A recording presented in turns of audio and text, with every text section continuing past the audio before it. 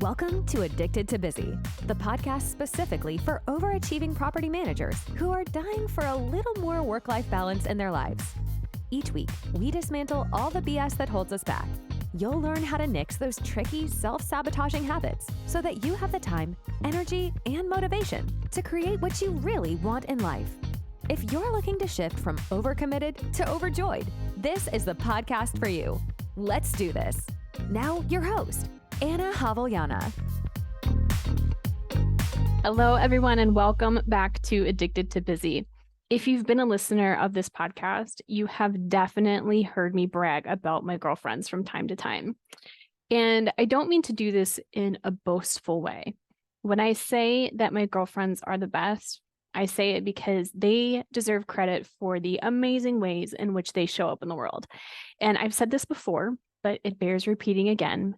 I wish that everyone could feel what it feels like to be supported by them. I've joked in the past that I want to take all of the text messages that we've sent to each other during hard times, turn them into a book, and title it How to Friend 101. So my topic for today's podcast was sparked by a text chain. But in order to explain what it is that I'm trying to get at, you also have to understand that it has taken years to cultivate this type of friendship. It's required each of us to do our own work, to issue many apologies, and also to set very clear boundaries with one another. We share things with one another that many people might keep to themselves for years. But the reason why we're able to do that is because we've all created a sense of safety with one another and we respect it. So because of that, during today's episode, I will only be sharing my own reframes of what success looks like. I would love to share all of their wins as well, because they are doing amazing, difficult, and challenging things in the world. And if you were to hear about what they're doing, you would definitely want to start doing it for yourself. But those aren't my stories to tell. However, I'm fairly certain that as you listen, you're going to be able to find yourself within these examples. And that's my hope, is that by the end of this episode, you're going to define success on a micro level. And also that you will start seeking success in the wins that literally no one is going to see. Okay, so if you're a listener of this podcast, chances are that you are probably one or more of the following: either an overachiever, perfectionist, people pleaser, a go-getter, someone who always raises the bar, or someone who always feels like they need to be striving for more. You are definitely the catch-all at your properties, and people would consider you reliable. Now, for those of you who resonate with the overachievement category, there are clear indicators of our wins, right? First of all, we basically get a monthly report card at the end of every month end. And everyone gets to see that report card. Everyone from supervisors to VPs, asset managers, ownership groups, you name it. Second, depending on the size of company that you work for, there might be an annual award ceremony that you could be considered for. And third, if you are involved in any industry organizations or associations, there's definitely an annual awards ceremony where you could be recognized for your skills or your contributions to the industry. Now, especially as it pertains to award ceremonies, that's an outward display of recognition. They're going to put your name on a plaque or engrave it onto a trophy somewhere. You might be given a bonus. You might be given a promotion. These types of mile markers of success are easy to gauge. In these instances, there is a clear indicator that says, this person did a good job. When I first entered the industry, I will be very transparent and admit that external validation was a huge driver for me. I'll never forget the first time I attended the MHA Maddox Gala. I got it in my head that night that I was going to win one of those shiny pieces of glass. And I did, twice. But I can also tell you that along the way to getting that shiny piece of glass, my health, both physically and mentally, my health was suffering greatly. I was overweight. I certainly did not have great emotional regulation skills.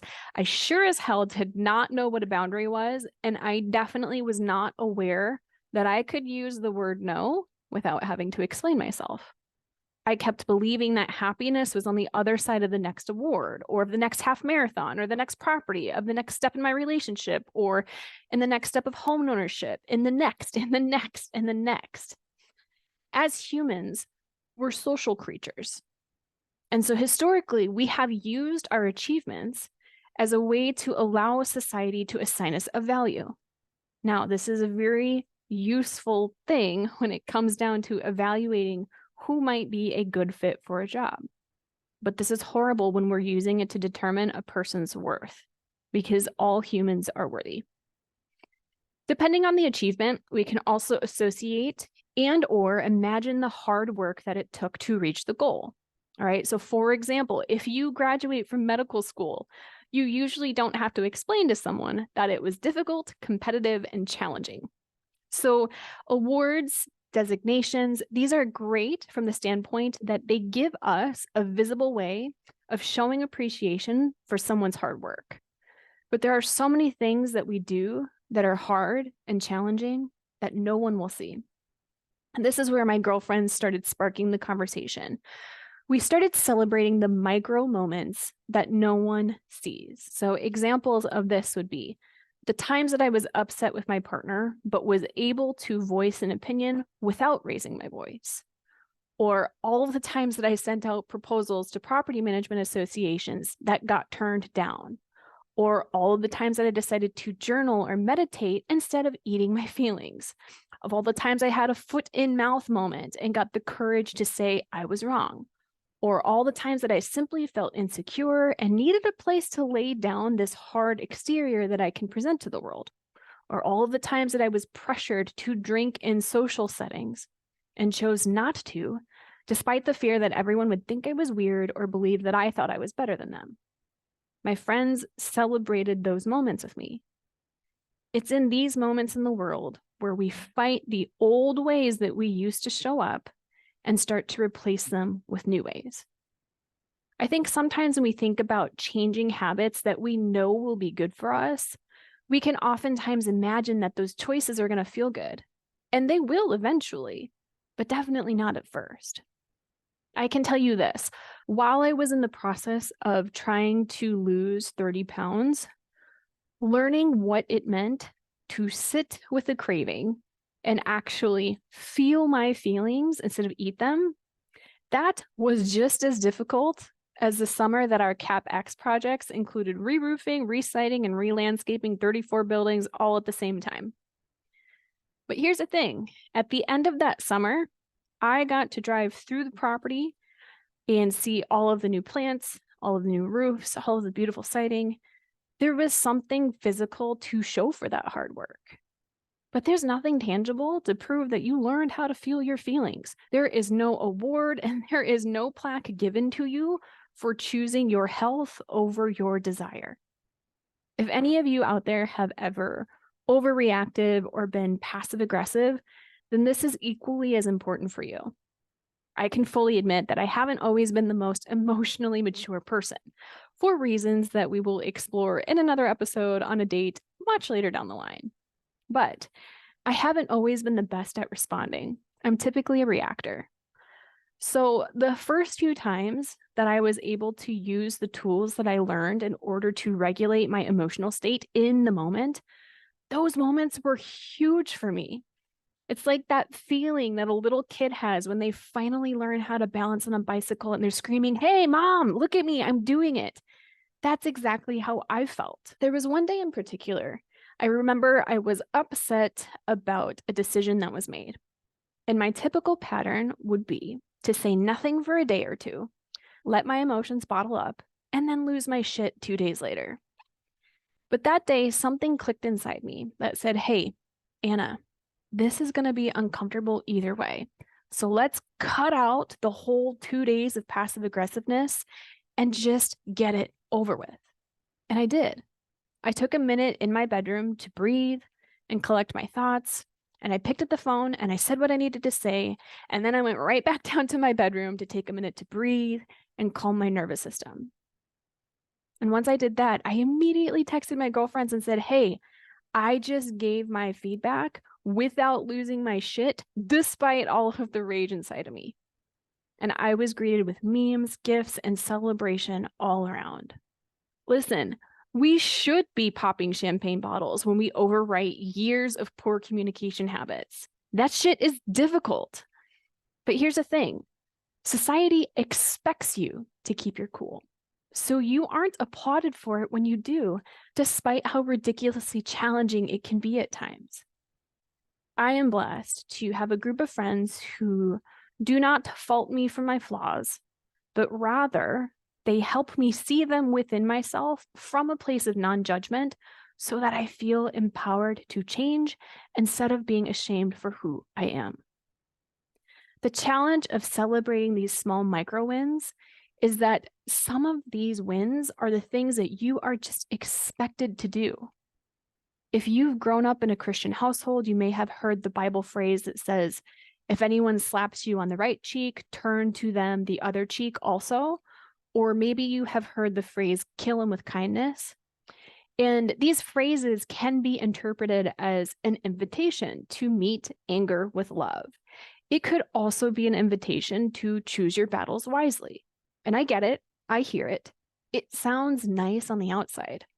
But when you're in the heat of a moment where a resident is losing their shit and calling you every name in the book to your face, it takes energy, concentration, and a solid dose of willpower to keep your cool. And you have to, because not doing so can be interpreted as a lack of professionalism unless it's done in a very tactful way. Listen, I think it's amazing. We can sit and pore through the details of spreadsheets all afternoon, but sometimes the hardest task of the day is simply not losing our shit. I'm here to tell you that you need to celebrate those small moments far more than you celebrate the big accolades. In our group coaching sessions, I start every session by discussing our wins, and this is intentional. What we want to do is harness the power of our reticular activating system. All right. So if you don't know what that is, as humans, we have hundreds of thousands of variables around us at all times. Our brains cannot process all of that information at once. So it uses its reticular activating system to filter out what it wants to see. If you have ever been looking for a car and started gaining an interest in a specific make and model, and then you start to notice that same make and model everywhere, or you start noticing more advertisements for that car, that is your reticular activating system at work. You essentially told your brain that this particular car is important to you, and so your brain started filtering its processes so that you could focus on it and see more of it. We want to do the exact same here, but with our wins. We want to consciously tell our brain to start seeking out what is working. We want to stack the evidence that we can make these changes that we want to see. Again, if you consider yourself a people pleaser, perfectionist, or overachiever, you're probably predisposed to seek out what's not working and/or what's wrong. And there's certainly value in doing that.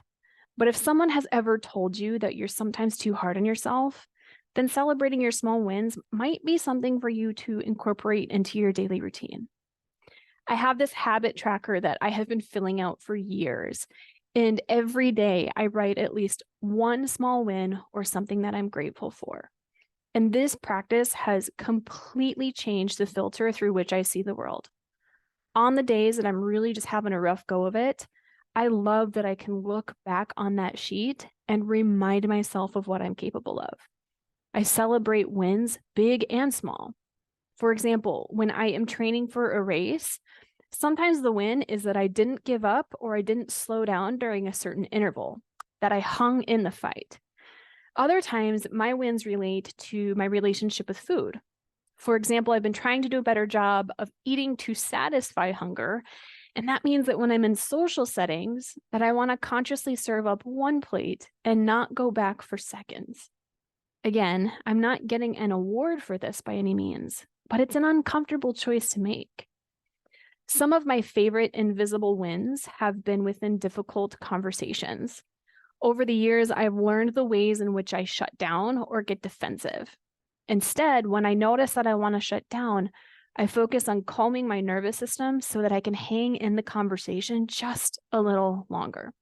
Or when I notice that I'm starting to get defensive, I try to get myself to flip into asking questions so that I can try to understand the other person instead of focusing on trying to convince them.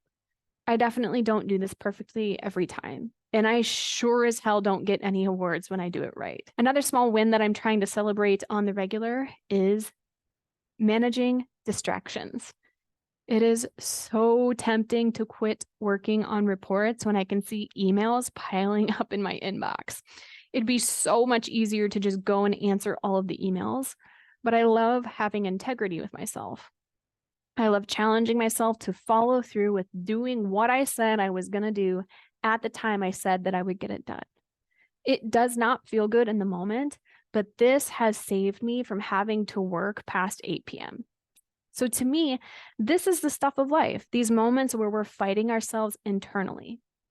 So to whoever you are listening, I am celebrating your wins, not the wins where you get awards, but the invisible wins that no one ever sees.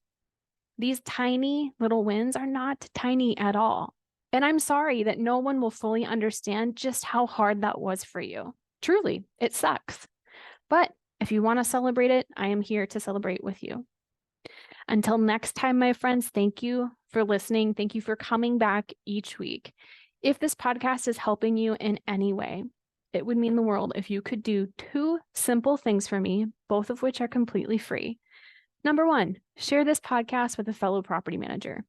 Number 2, write a review on Apple Podcasts. This helps others find the show, and I greatly appreciate hearing any feedback that you have to share. That said, if you have any small wins to celebrate, email us. I would love to hear about it.